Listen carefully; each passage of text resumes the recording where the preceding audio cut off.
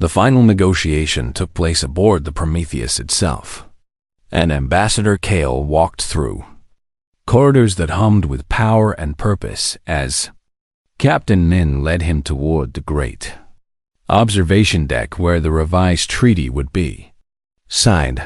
"I want you to see something before we conclude our business," Min said as they passed through sections of the ship that most visitors would never be allowed to enter. The walls were lined with displays that told the story of human history, and Kale found himself stopping again and again to study images that showed a species tearing itself apart through war and hatred and greed, only to rebuild and try again with stubborn determination that defied rational explanation.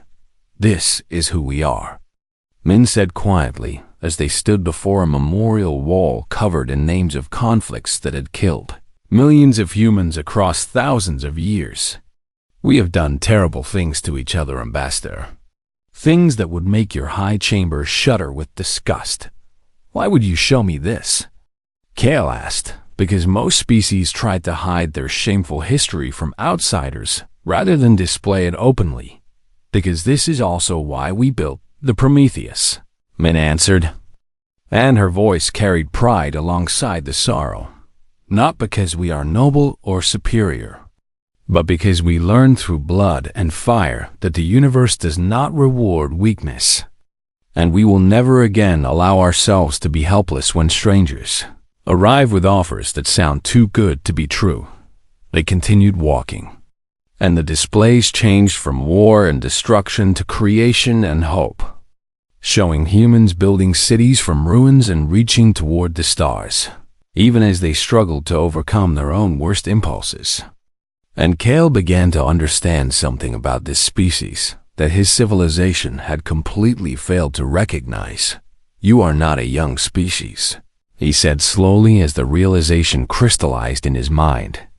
"You are an old species that simply started late, because you have packed more history into your few thousand years than most civilizations experience in 10 times that span."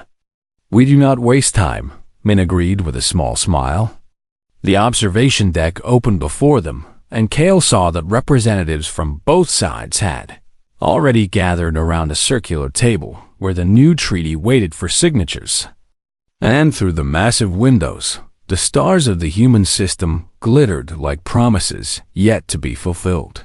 High Counselor Veth appeared on a holographic display, and her ancient face showed displeasure that she did not bother to hide as she reviewed the terms that Kale had negotiated. "This is unprecedented," she said coldly. "Earth retains full sovereignty, military independence, and veto power over any concordat activity within their system. And in exchange, we receive nothing but vague promises of cultural exchange and diplomatic consultation. With respect, High Counselor," Kale replied, and his voice was steady despite the risk he was taking. "We receive something far more valuable than resources or territory. Explain yourself." "Ambassador," Veth demanded, "we receive proof that integration is not the only path forward," Kale said.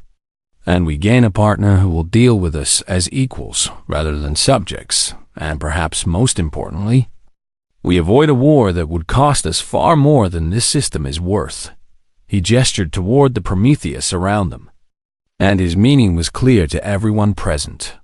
"The humans built this vessel in secret over 15 years, he continued, and they coordinated this project across nations that had been enemies for centuries. And they kept it hidden from our most advanced sensors through nothing but determination and clever engineering. And if they could do this before they even knew we existed, imagine what they might build now that they understand the galaxy is full of potential threats." Veth was silent for a long moment, and Kale could see her calculating the implications of his argument, because the High Chamber had grown comfortable assuming the primitive species would always be easily managed. And the Prometheus represented a fundamental challenge to that assumption. Other client species are already asking questions. One of the Volanthi admirals added reluctantly, "News of the human vessel has spread through our communication networks, and several integrated worlds have requested clarification on their own military development restrictions. This is exactly what I feared, Veth hissed. The humans have disrupted a system that has functioned smoothly for 6,000 years. Perhaps the system needed disrupting, Captain Min said calmly, and every eye turned toward her as she spoke with quiet authority that filled the room. Because a system that only functions when no one questions, it is not a system built on genuine consent. She stepped forward and placed her hand on the treaty document. The Concordat has brought many benefits to the galaxy, and humanity does not wish to tear down what you have built, she continued. But we will not pretend that integration is the only way forward, and we will not surrender our right to determine our own destiny. And if that disrupts your comfortable assumptions, then perhaps you should examine why those assumptions cannot withstand a single species. Saying no, the room was utterly silent as Min's words hung in the air like a challenge. And Kale watched Veth's expression cycle through anger and calculation, and finally something that might have been grudging respect. The High Chamber will ratify this treaty, Veth said at last. And her voice was flat with acceptance, not because we approve of these terms, but because the alternative is more costly than we are willing to pay. And perhaps there is wisdom in allowing one exception to test whether different approaches might have value. She fixed Kale with a hard stare. But know this, Ambassador, if the humans prove to be a threat to Concordat stability, we will remember that you championed their cause. And the consequences will be significant. I understand, Kale replied. And he did not look away from her gaze. The treaty was signed with ceremonial formality that belied the revolutionary nature of what it represented. And when the last signature was complete, the representatives from both sides stood in awkward silence as they tried to comprehend what had just changed. Captain Min approached Kale as the delegations began to disperse. Thank you for trusting us, she said quietly. Thank you for showing me that trust was possible. Kale replied through the observation windows. The Prometheus turned slowly to face the distant stars.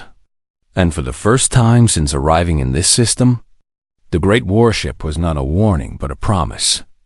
Because humanity had announced itself to the galaxy not as conquerors or victims, but as something the Concordat had never encountered before.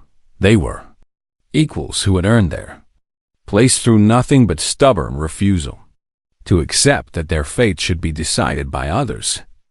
And the universe would never be quite the same. Kale watched the human vessel begin its return journey to Earth, and he felt something that 300 years of diplomatic service had never given him. He felt hope for what the future might become. The stars waited, and humanity was finally ready to meet them on their own terms. The neutral vessel hung in the space between the Volanti flagship and the Prometheus, and it was a small diplomatic craft that belonged to neither side, borrowed from the human mining operations near Jupiter, and stripped of all weapons to ensure that this meeting would focus on words rather than threats. Ambassador Kale entered through the port airlock and found Captain Min already waiting for him in the central chamber, and she had brought only 2 guards while he had brought only 1. And this mutual gesture of trust felt more significant than any formal treaty provision. Thank you for agreeing to meet like this, Min said as she gestured toward a simple table with 2 chairs that faced each other across its polished surface. I confess that I am uncertain what we are trying to accomplish, Kale replied as he settled his insectoid body into the chair designed for his species.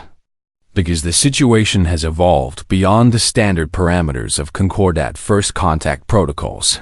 Good, Min said, and her directness surprised him. Because standard parameters do not seem to be working very well for either of us. She reached into her uniform jacket and produced a small data device that she placed on the table between them. And the holographic display that emerged showed images that made Kale's antennae droop with recognition.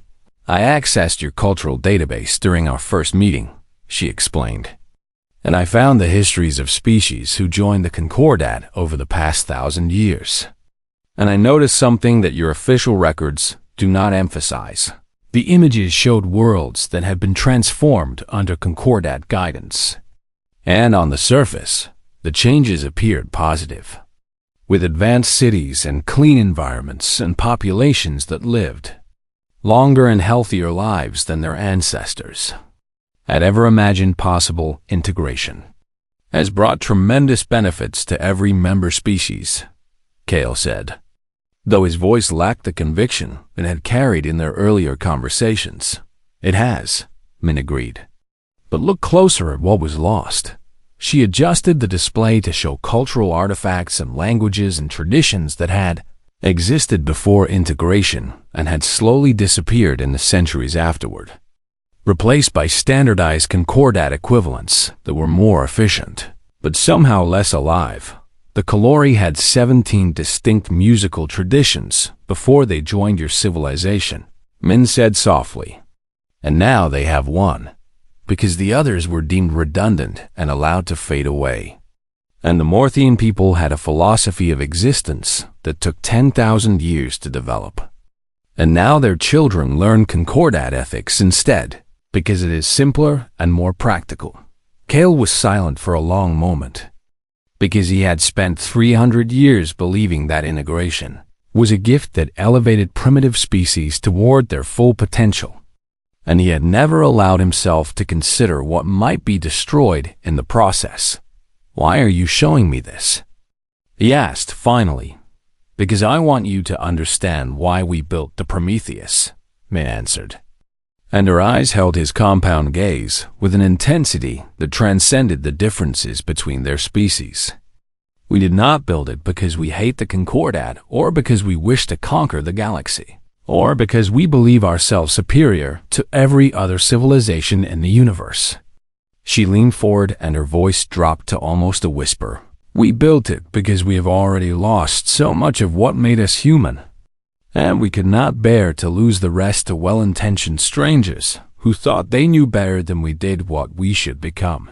Kale felt something shift in his heart, and he recognized the emotion as shame mixed with understanding, because the humans were not rejecting the Concordat out of ignorance, but out of a desperate desire to preserve something precious that they had fought for thousands of years to protect. I joined the diplomatic corps because I believed I could make integration gentler, he admitted, and the confession felt like removing a weight he had carried for centuries. I thought that if I handled first contact with wisdom and compassion, the species we welcomed would not suffer as much during the transition. And did it work? Min asked, though her tone suggested she already knew the answer. No, Kale said, and the word tasted bitter on his tongue, because the system does not bend for individual ambassadors. And the High Chamber cares more about resources and strategic advantage than about the cultures they absorb. And I have spent 300 years telling myself that I was helping when I was actually just making conquest more comfortable. They sat in silence together and let the truth of his words settle around them like dust falling after an explosion. And neither of them tried to fill the quiet with empty reassurances or polite deflections. What happens now? Min asked eventually. I do not know. Kale replied honestly. My orders are to complete integration by any means necessary, and refusal to obey will end my career and possibly my life. But I find that I cannot pretend anymore that what we do is purely beneficial. Then perhaps we should create a third option, Min suggested, and something like hope flickered in her eyes. One that neither of our governments has considered because they are too locked into their assumptions about how first contact must proceed. What kind of option?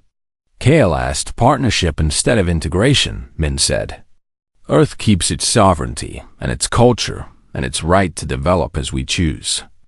And in exchange, we offer the Concordats something they have never received from any species they absorbed, which is, Kale asked, genuinely curious despite his skepticism. Perspective, Min answered. Because a species that joins you as an equal can tell you truths that a subject species would never dare to speak. And perhaps the Concordat needs to hear from someone who does not depend on your approval for survival. Kale considered her proposal and felt the first stirring of something he had not experienced in longer than he could remember. And he recognized it as the feeling of possibility, opening before him like a door that had always been locked, but was now swinging wide. The High Chamber will never accept such terms, he warned. Then help me convince them, Min replied. And she extended her hand across the table in a gesture that his cultural database identified as a human offer of alliance. Because I think you and I want the same thing, Ambassador, even if we come from very different places. Kale looked at her hand and understood that taking it would mean defying everything he had served his entire life. And he also understood that refusing it would mean continuing to be something he no longer wished to be. He reached out with his forelimb and clasped her hand in his own. And the gesture felt like the beginning of something neither of them could yet imagine. Fleet Commander Theron was the first to see the anomaly on his tactical display, and his scales shifted from their natural green to a pale yellow that indicated extreme alarm as he tried to understand what his sensors were telling him. Ambassador Kale, you need to see this immediately, he said through the internal communication system. And his voice carried a tremor that 300 years of military service had never before produced. Kale arrived on the command deck within minutes and found his entire bridge crew staring at their displays with expressions ranging from confusion to what he could only describe as fear. And when he looked at the main screen himself, he understood why something was emerging from behind the frozen moon of Ganymede. And it was enormous beyond anything the Volanthi had ever encountered from a Category 7 species. That is not possible, Theron whispered, and his claws gripped the edge of his console so tightly that the metal began to bend beneath the pressure. Our scans showed nothing of that size anywhere in this system. The vessel that glided into view was 3 kilometers long and bristling with weapon systems that Volanthi computers struggled to identify. And its hull was covered in armor plating so thick that sensor beams simply bounced away without penetrating. And across its bow, in letters 50 meters tall, was painted a single word in the human language: Prometheus. How did they hide this? Demanded one of the junior officers, and his question echoed the thought that every Volanthi on the command deck was thinking, but none could answer. They built it in the shadow of Jupiter, Kale said slowly as he began to piece together the impossible truth. The radiation interference from the gas giant masked their construction signatures, and they used the moon's mass to block our initial scans when we entered the system. But the resources required to build something of that scale would be astronomical. Theron protested. Their civilization should not have the industrial capacity for such a project. It seems we underestimated them, Kale replied. And there was something in his voice that might have been admiration if the situation were not so dire. The Prometheus did not attack or threaten or even change course to intercept the Volanthi fleet. And instead, it simply moved through the system with casual confidence that seemed to ignore the 12 warships that had positioned themselves at strategic points throughout human space. Captain Min's face appeared on the communication display, and she wore a small smile that transformed her features from professional diplomat to something far more dangerous. Ambassador Kale, she said pleasantly, I believe you expressed some doubts about whether humanity had alternatives to accepting your revised terms, and I wanted to address those concerns directly. Captain Min, Kale replied, and he worked hard to keep his voice steady. I must ask you to explain this vessel and its apparent violation of the preliminary agreements regarding military development. The Prometheus was completed 2 years before your arrival, Min answered. And her smile widened slightly, which means it cannot violate any agreement we never signed. And I think you will find that humanity takes questions of sovereignty rather seriously. The great ship continued its journey through the solar system, and every Volanthi vessel tracked its progress with weapons, systems that suddenly seemed inadequate for the task of stopping something so massive and so clearly designed for war. Your fleet outnumbers us 12-1, Min continued, and her tone remained conversational despite the tension that filled both vessels. And your technology is certainly more advanced in many areas. But I wonder if you have calculated the cost of attempting to enforce your revised integration terms against a species that was willing to build this in secret rather than trust in the good intentions of strangers. Kale studied the Prometheus on his display and considered the implications of what he was seeing, because this was not the desperate gesture of a primitive species trying to bluff their way to better terms, but rather the careful preparation of a civilization that had expected something like this situation and had spent decades preparing for it. Fleet Commander, he said quietly to Theron, what is your assessment of our chances if we engage that vessel? Theron hesitated before answering, and his scales flickered through several colors that indicated internal conflict between professional duty and honest analysis. Our combined fleet could destroy it, he said finally. But the losses would be significant, perhaps half our vessels. And we have no idea what other surprises they might have hidden. I suspected as much, Kale replied. The Prometheus reached its destination and took up position directly alongside the Volanthi flagship. And the contrast between the two vessels was striking, because the Volanthi ship was elegant and curved and beautiful in the way that ancient civilizations built things, while the human ship was angular and brutal and honest about its purpose in a way that made Kale's carapace itch with discomfort. Ambassador Kale, Captain Min said, and her image on the display showed the Prometheus looming behind her through the viewport of her shuttle.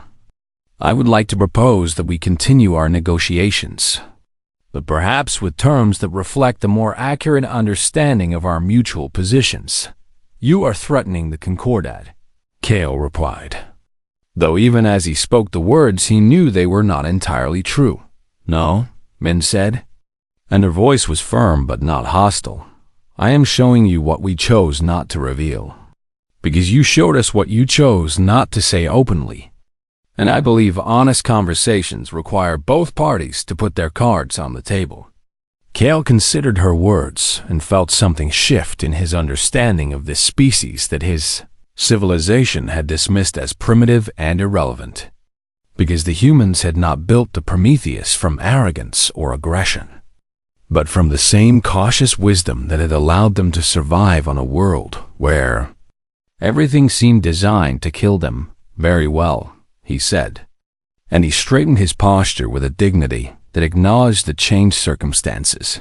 Let us talk honestly. Behind him, Fleet Commander Theron quietly ordered the Volanthi warships to stand down from combat readiness, and the tension that had filled the system like a gathering storm began slowly to ease.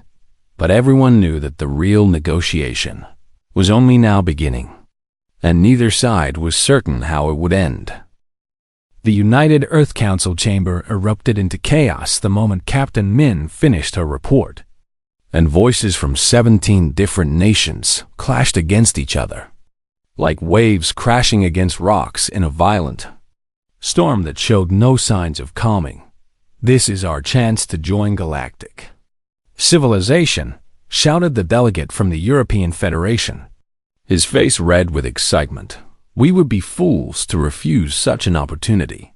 They are asking us to surrender our sovereignty, countered the representative from the Asian coalition, her voice sharp with suspicion. This is not an invitation, but a conquest, dressed in polite language. Captain Min sat in the center of the storm and waited for the arguing to exhaust itself, because she had learned long ago that politicians needed to feel heard before they would listen to reason. And she had much to tell them that they would not want to hear when the chamber finally grew quiet. She stood and activated the holographic display that filled the center of the room with a detailed projection of the Volanthi fleet positions throughout the solar system. "Look carefully," she said, and her voice cut through the remaining murmurs like a blade through silk. "Notice where they have placed their ships." The delegates studied the display with varying levels of understanding, and slowly their expressions changed as they began to recognize the pattern that Captain Min had identified during her journey back to Earth. "They control every major transit point," whispered Admiral Beak, who had joined the session through secure communication from his hidden facility beneath the Pacific Ocean.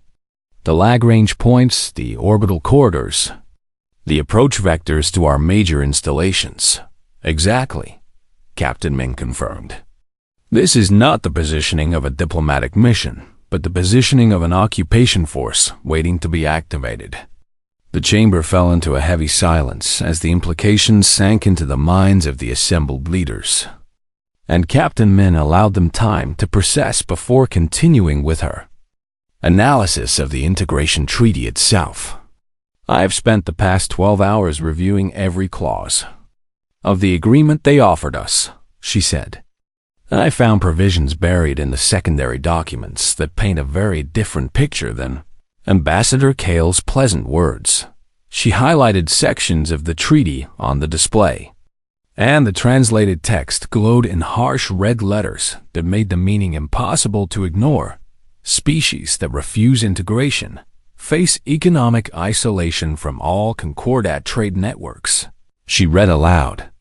"Species that resist integration after refusal may be subject to protective intervention for their own benefit." "Protective intervention," repeated the delegate from the African Union, and his voice dripped with bitter recognition of a phrase that human history had heard too many times before. "There is more," Captain Min continued. "I found records in their cultural database that they did not bother to hide, because they assumed we would not know how to access them. And these records show what happened to the last 3 species who attempted to negotiate different terms." The display changed to show images of worlds that had been stripped of their resources and populations that had been relocated to designated areas and cultures that had been absorbed so completely that nothing remained of their original identity. "The Concordat has never conquered anyone," Captain Min said with quiet anger in her voice, "because they do not need to conquer when they can simply make survival outside their system impossible." Meanwhile, aboard the Volanthi flagship, Ambassador Kale received a priority communication from the Concordat High Chamber that made his antennae twitch with surprise and concern. "New orders."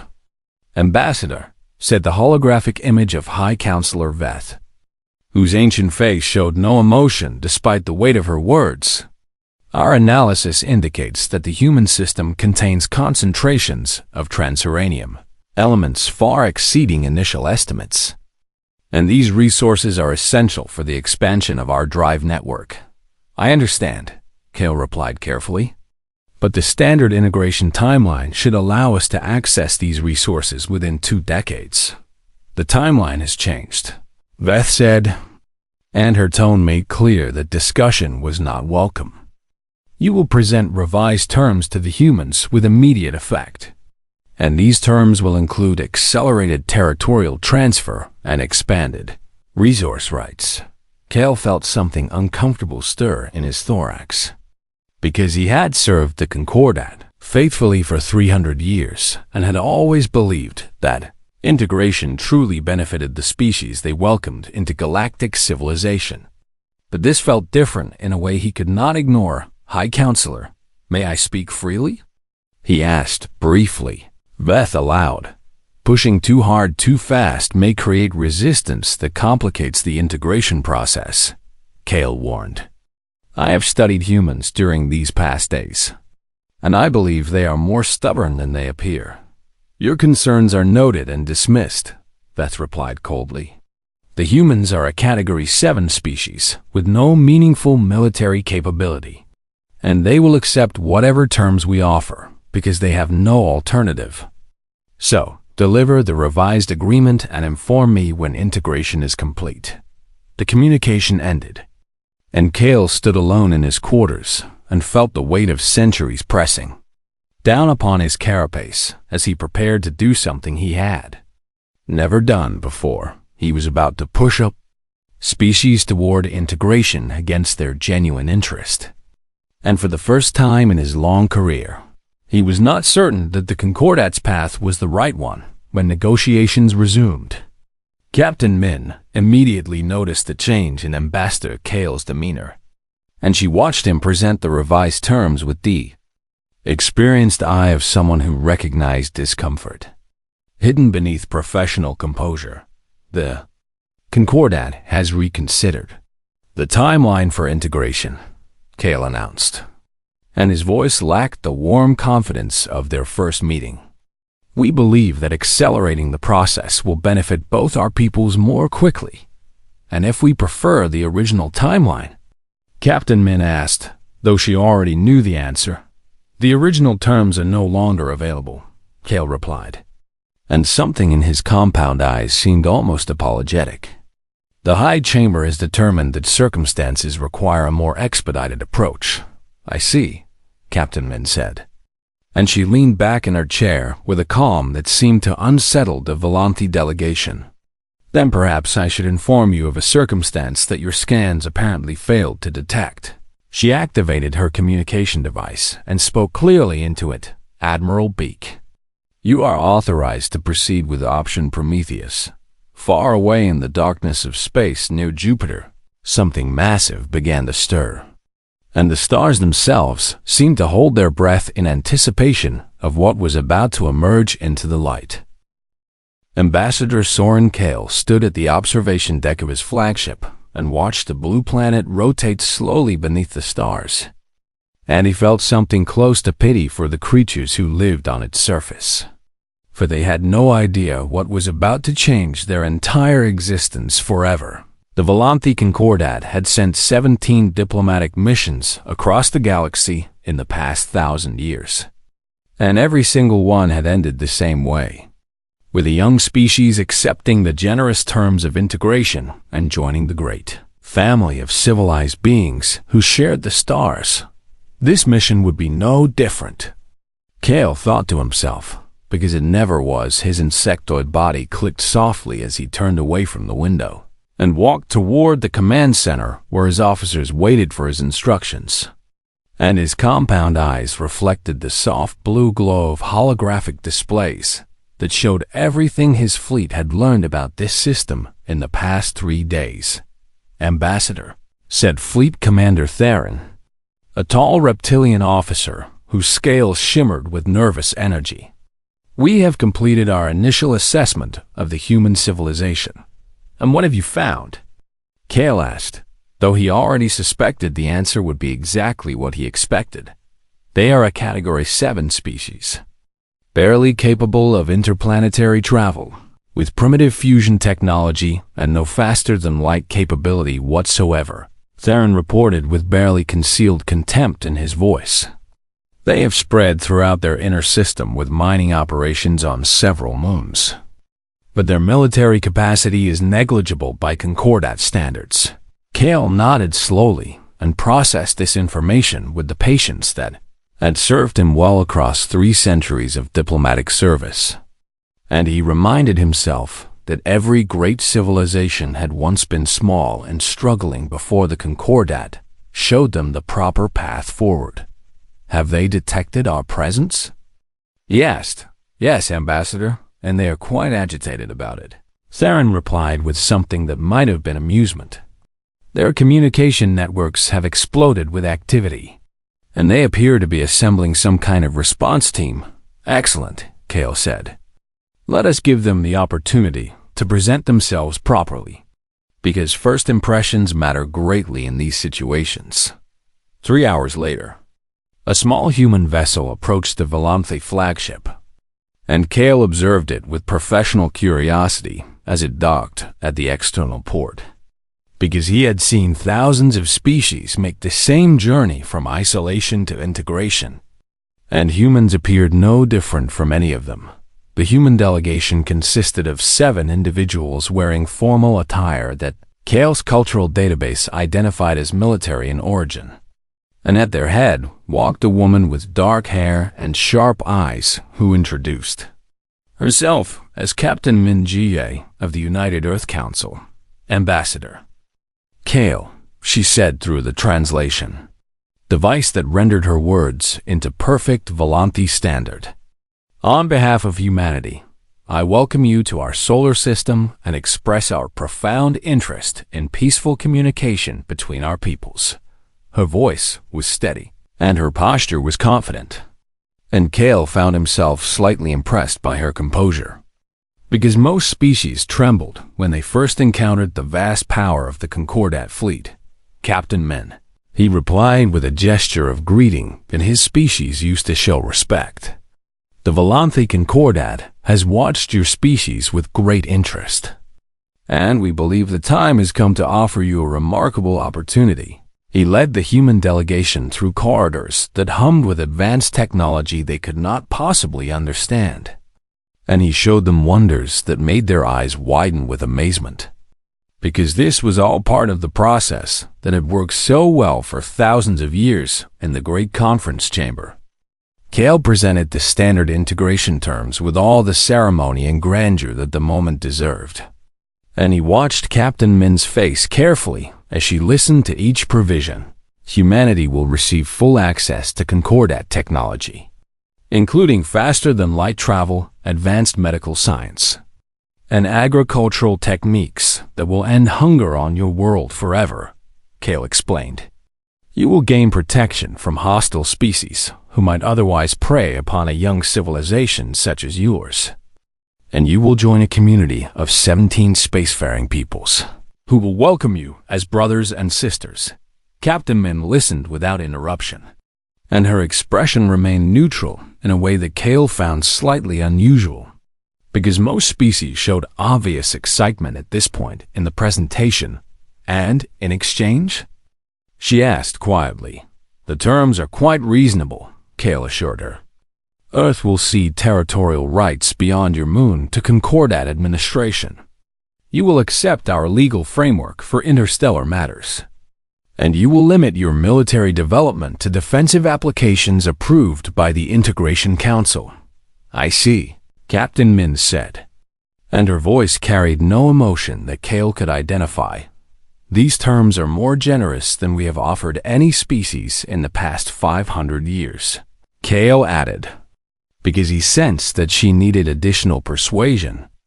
The High Chamber has taken special interest in humanity, and they wish to see your people thrive under Concordat guidance. Captain Min turned to consult with her delegation, and they spoke in low voices that the translation device did not pick up clearly.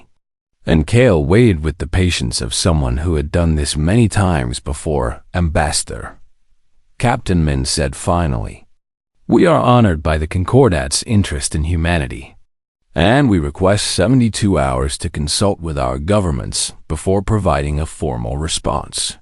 Of course, Kale agreed, because this was also part of the standard process. Take the time you need to understand the tremendous gift being offered to your people. As the human delegation departed, Kale noticed something that gave him pause for the first time since arriving in this system.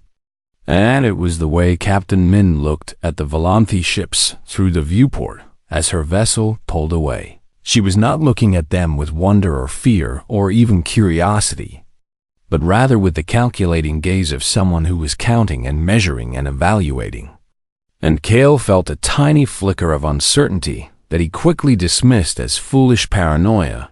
Fleet Commander, he said to Thurin, position our ships at the primary gravitational control points throughout the system, because I want the humans to understand the full scope of Concordat presence here. Is that necessary, Ambassador? Theron asked. They are clearly no threat to us. It is not about threat, Kale replied. It is about perspective, because when they look up at their sky and see our vessels at every strategic location, they will understand that integration is not merely an option, but an inevitability. Theron nodded and carried out the order. And within hours, the Volanti fleet had spread throughout the human system, like a net closing slowly around unsuspecting prey, but deep beneath the surface of Earth, in a facility that did not appear on any official record. Admiral Baek Dong-hyun read the report from Captain Min and felt the weight of a decision that humanity had hoped would never need to be made. He picked up a secure communication device and spoke 3 words that would change everything forever. Wake the Prometheus.